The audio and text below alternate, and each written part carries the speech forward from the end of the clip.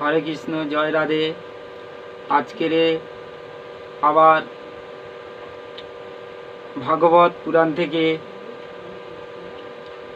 একটা পাঠ নিয়ে চলে এসেছি। তো এই পাঠটি শ্রবণ করুন, কেমন লাগে আপনারা জানাবেন।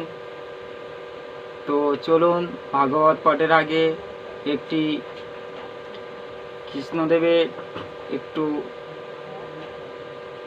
প্রণাম মন্ত্র এটা করে নেই, তারপর ভাগবত পাঠ। আজকের ভাগবত পাঠের যে গল্পটি আপনাদের শোনাবো, সেই গল্পটি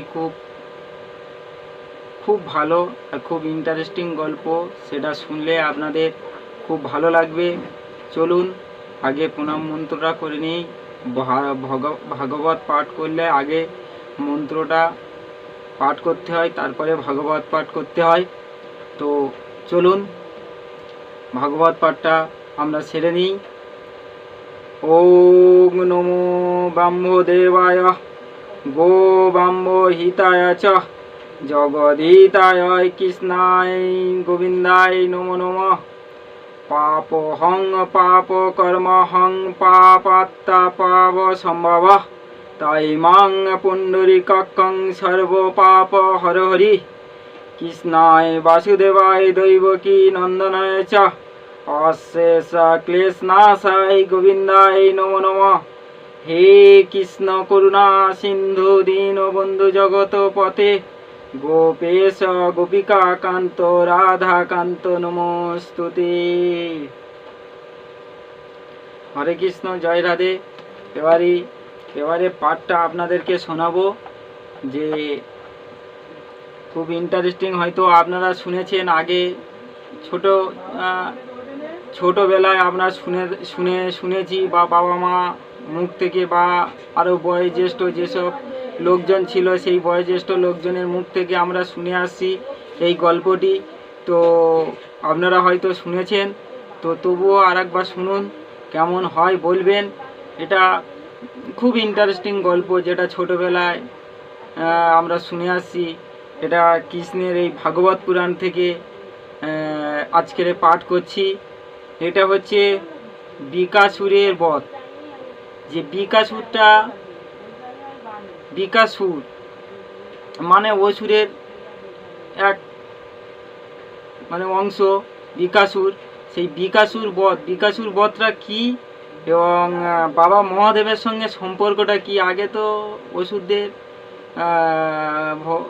দেবদেবী বা ভগবানদের সাথে যোগাযোগ ছিল। তো এই বিকাসুরের বধটা কি। এবারে শকুনি নামক অসুরের পুত্র দৃষ্ট বৃদ্ধির বিকাসুরের দুষ্টু বুদ্ধি হচ্ছে বিকসুর। বিকসুরটা কে, বিকাসুরের বাবা হচ্ছে কে, শকুনি নামক অসুরের পুত্র। এই যে বিকসুরটা হচ্ছে শকুনি নামে একটা অসুরের পুত্র। তা উনি সুখদেব জিজ্ঞাসা করছে যে এই যে শকুনির পুত্র যে বিকাসুরের ধ্যানে বাবা মহাদেব উনি বিকাসুর মনে করলো যে আমি এমন একটি ধ্যান করব, ঠাকুরকে ডাকবো, বা এমন একটি তপস্যা করব, কঠোর তপস্যা। সেই তপস্যা করে এবারে বাবা মহাদেবকেই তপস্যা করছেন। এবার জানেন মহাদেব তো অল্পতেই সন্তুষ্ট, একটা বেলপাতা দিলে সন্তুষ্ট হয়ে যায়, আর অন্য কিছু লাগে না। তো বিকসুর তপস্যা শুরু করতে এবারে বাবা মহাদেব এলেন বিকাসুরের কাছে, এসে জিজ্ঞাসা করছে যে তুমি এই যে তপস্যা করছো, এই তপস্যা যে তুমি কি বর চাও। তো বিকাসুর এমন একটি বর চাইলেন। বিকাসুর বলছে যে আমি এমন একটি বর চাই যে আমি যার মাথায় হাত দেবো সে ভস্ম হয়ে যাবে। বলে তথাস্তু। অত বাবা মহাদেব তো অত মানে মানে চিন্তা ভাবনা করেনি, সঙ্গে সঙ্গে বলে তথাস্তু বলে বদরা দিয়ে উনি বাবা মহাদেব চলে আসছেন। তখন বিকাশুর পিছন থেকে ডাকলেন যে বাবা মহাদেব আপনি দাঁড়ান, আপনার সঙ্গে কথা আছে। যে আপনি যে এই বরটা দিলেন, এই বরটা সত্যি কি মিথ্যা আমি যাচাই করব, তো আপনার মাথায় হাত দিয়ে আগে দেখব। তো বলে বিকাশুর হাত নিয়ে ছুটে আসে বাবা মহাদেবের দিকে। বাবা মহাদেব তো মানে ছুট লাগিয়েছে, ছুটতে ছুটতে ছুটতে ছুটতে ছুটতে ছুটতে ওনার মাথায় আর কোনো কাজ করছে না, বিপদে পড়েছে। ছুটতে ছুটতে ছুটতে ছুটতে কোথায় গেলেন? বিষ্ণুর কাছে গেলেন।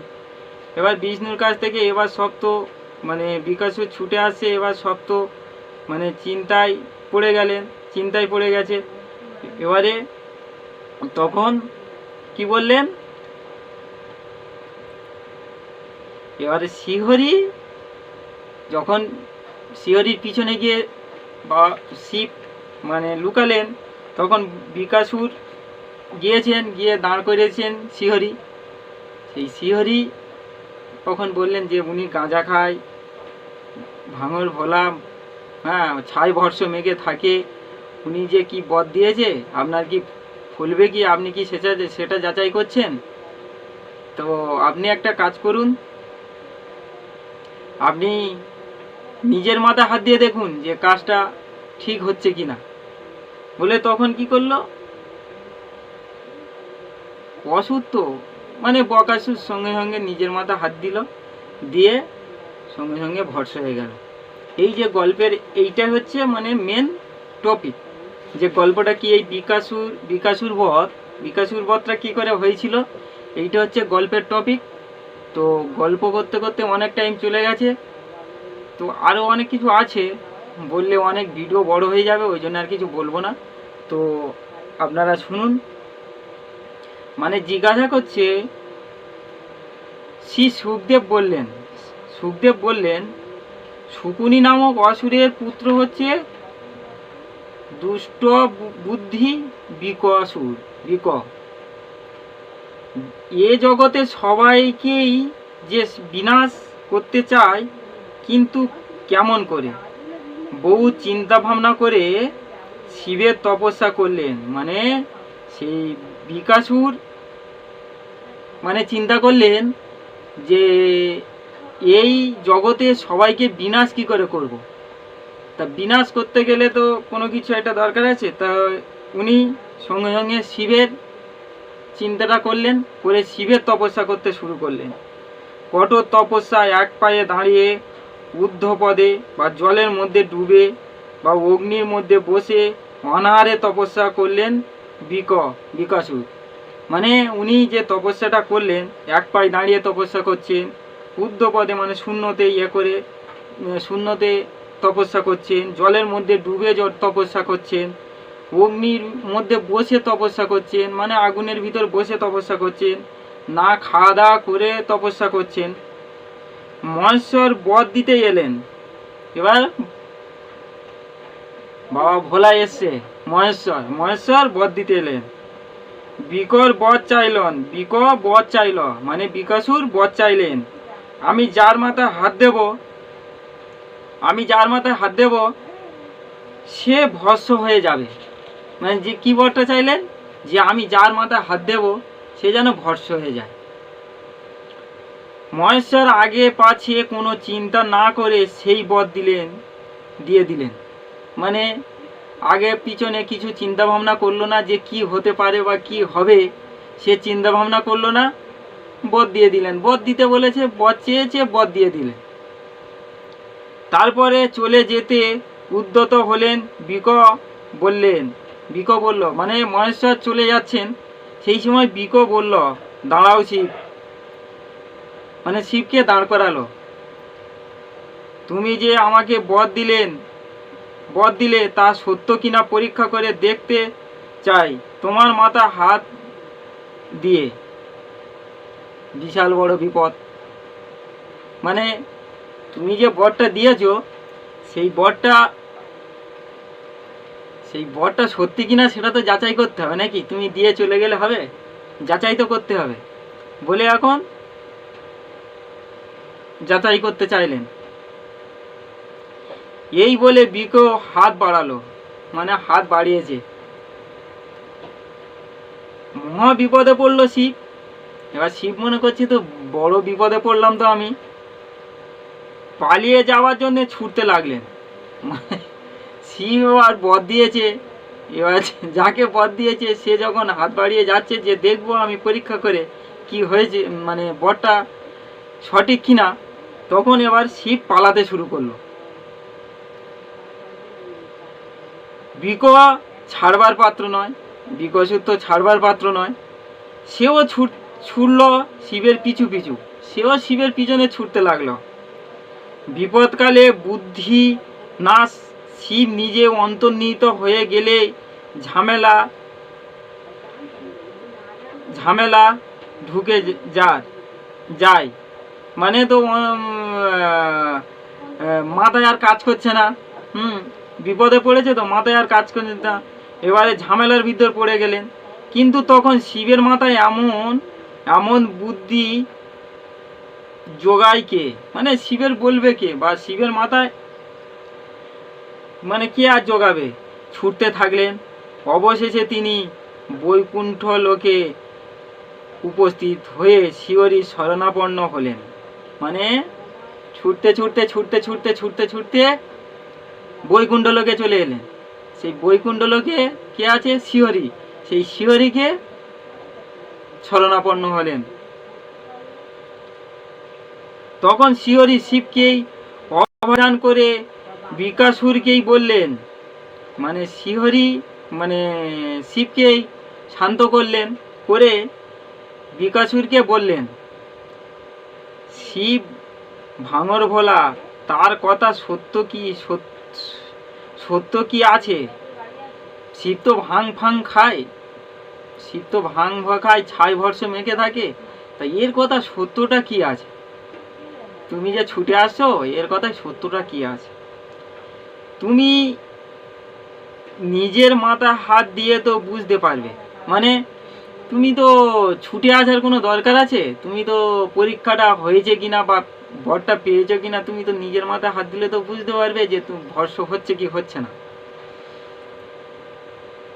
এবার শিহরি দেখতে পাচ্ছে এরকম কথা না বললে তো আটকানো যাবে না। সব তো দেব দেবী মানে ঠাকুর দেবতাকে মানে ভরসা করে দেবে মাথায় হাত দিয়ে, এই কথা না বলে একে ভরসা না করলে হবে না। শিহরি তো বুঝতে পেরেছে। তখন বকাসুর বিষ্ণুর কথার মতো নিজের মাথায় হাত দিতে, তার মানে শিহরিটা মানে কে? শিহরিটা মানে হচ্ছে বিষ্ণু। সেই বিষ্ণু, এবারে বিষ্ণু শিহরিকে বললেন নিজের মাথায় হাত দিতে। তো নিজের মাথায় বকাসুরকে বললেন। এবার তখন সে ভরসা হয়ে গেল, মানে যখন নিজের মাথায় হাত দিল সে ভরসা হয়ে গেল। এই হচ্ছে বিকাসুরের বধ। আগে ছোটবেলায় শুনেছি, আর এই শুনলাম বা পড়লাম। তো কেমন লাগে আপনারা কমেন্টের মাধ্যমে জানাবেন। যদি ভুল ত্রুটি হয়ে থাকে ক্ষমা করবেন। হরে কৃষ্ণ, জয় রাধে। এই পর্যন্ত রাখছি, আবার পরের ভিডিওতে দেখা হবে আপনাদের সাথে। আর কেমন লাগছে আপনারা কমেন্ট করে বলবেন, একটু জানাবেন। আর এত কষ্ট করে ভিডিও বানাচ্ছি, আপনারা কিছু বলুন কেমন হচ্ছে ভিডিওটি। আরও উৎসাহ মানে আপনাদের কমেন্টের মাধ্যমে আরও কমেন্টে জানালেন আরও ভালো লাগবে বা আরও ভিডিও বানাতে সুবিধা হবে। আপনারা বলুন। হরে কৃষ্ণ, জয় রাধে, জয় শ্রীকৃষ্ণ।